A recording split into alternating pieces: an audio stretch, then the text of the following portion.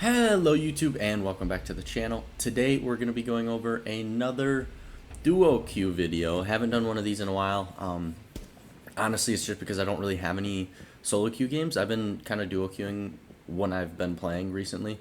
I haven't been able to play a ton because of work and moving into a new place and all that stuff. So I've really only been playing on the weekends, which one makes me play worse because I'm only playing like 2 days a week, and two, when I do play, I hate losing, so I'm just gonna be playing with like some of my buddies that are on or whatever else. But anyways, because of that, we're running the duo queue video.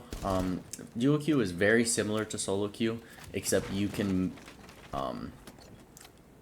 do certain mini plays with your duo that you wouldn't be able to do solo, right? Like certain plays that require two operators, like if you want to get a wall, thermite Thatcher, you can have your duo play Thatcher and not have to worry about a random picking it.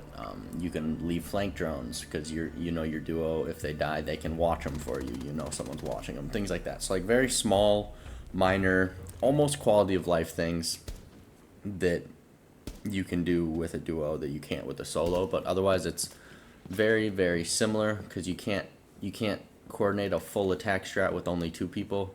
So it's kind of just left in your random's hands.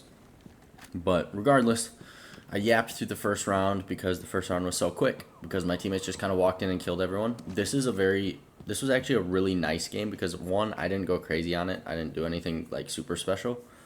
And two, all of my teammates were communicating this game, which is awesome. That's why me and my duo, whenever I do play with duos or whoever else, we talk in game chat just so when we get randoms, they can hear our call outs and they can make call outs back.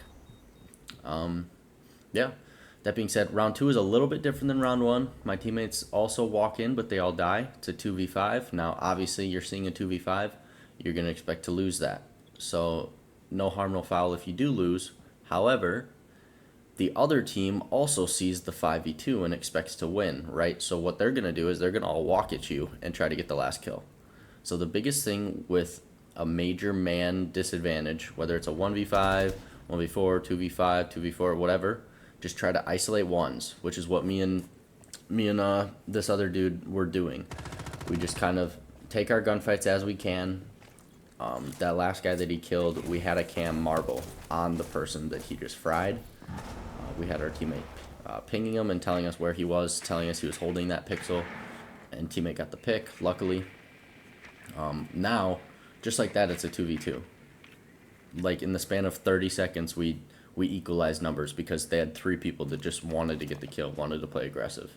So now that it's a 2v2, we can settle back down, just play it like normal. We got plenty of time to drone and figure out where the enemies are. I see that guy's gold, so I go here. I realize that the hatch is not open, unfortunately. So I have to change my attack strategy. I didn't shoot that default cam. That's just because I wasn't paying attention. I wasn't focused on it. So here, my teammates are telling me to plant default and then have somebody hold from the hatch. And I don't have any more hard breach chargers. So I drop the diffuser there, tell Hibana to go plant default, and I will hold from the hatch. However, they still have a Goyo canister that they end up popping. So Hibana is not going to be able to plant. So she's going to run back up to me, and we just kind of got to make a hero play here. So I'm just throwing out my Grims, and I decide I'm just going to drop the hatch, try to make something happen. I get shot at from garage, bad aim, but I kill him, and then I know that the other guy's gold because I droned him earlier, and he didn't move. So I'm getting spotted, all that fun jazz. I decide to reposition on the doorway because it's bulletproof. You can't shoot through a door or a brick wall or anything like that. And as my teammate plants, I just kind of decide to pre-fire because I know that he's going to run at me from red, right? So there's only so much space there. If I pre-fire, I'm going to get him. And I catch him in the running animation, luckily, and we win the round. That's probably the easiest 2v5 I've ever seen in my life. They just played that absolutely horrendously. And yeah, we end up taking it. So we're up 2 rounds, 2-0 on attack on bank, which is awesome in ranked because most maps are defender sided in ranked because nobody knows how to attack. So With that being said, we go into the next round. They go basement again because obviously they should have won it. So they kind of run with the same strat. They've got a Vigil roaming top floor. So I'm going to try to walk up and help teammates clear him.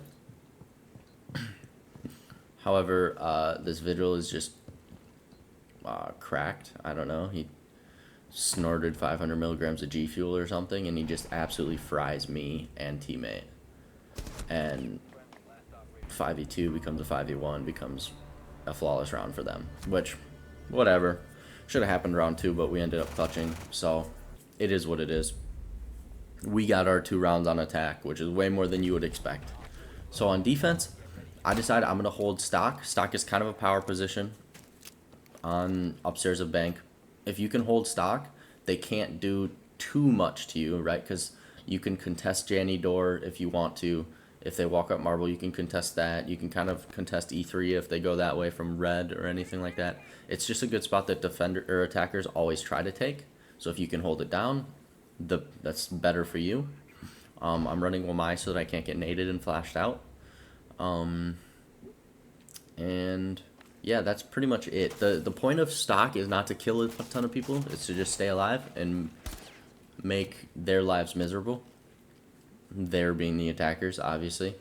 So in order to stay alive, but still apply pressure, I kind of just pre-fire the left and right sides of the cubicles or the desks or whatever this is, because if I'm just pre-firing the bottom left side of the window or the bottom right side, those are the only spots that I can die from, right?